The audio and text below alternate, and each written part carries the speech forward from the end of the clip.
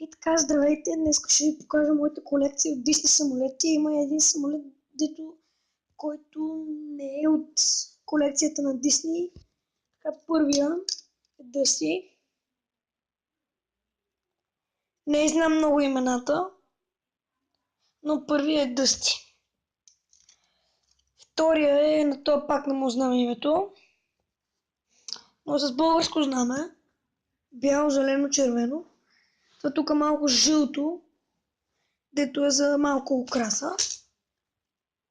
И това е, може би, май или таткото, или дядото на Дъсти. Не знам. И е този самолет тук.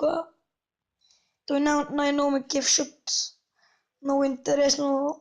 Тук тия две крила и тук тия колесници, деца. То отпред ми е ясно, тия тук на крилата.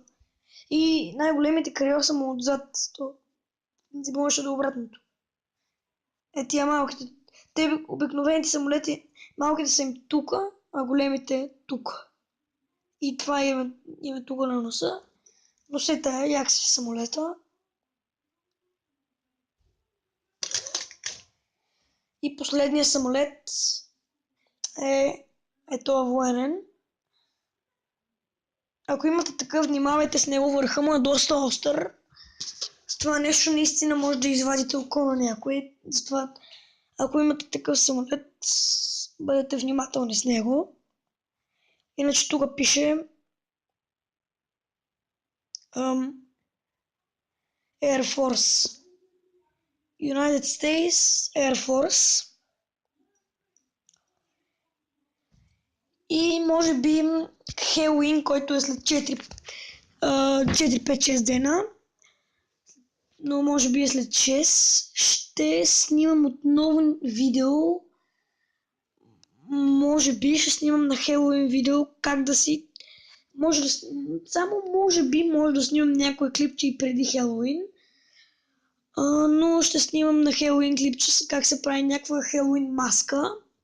Ще се постарая да направя добре.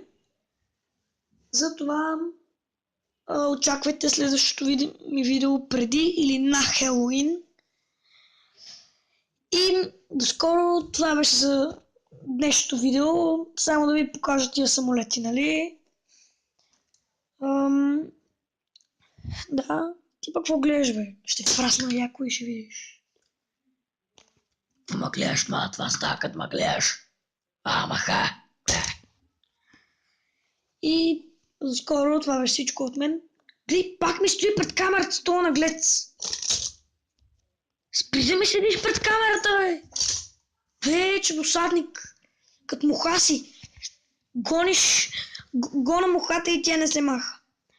И това беше за малко хумор да вкарам в клипчето. И добре, това беше всичко от мен. До скоро. До скоро виждане!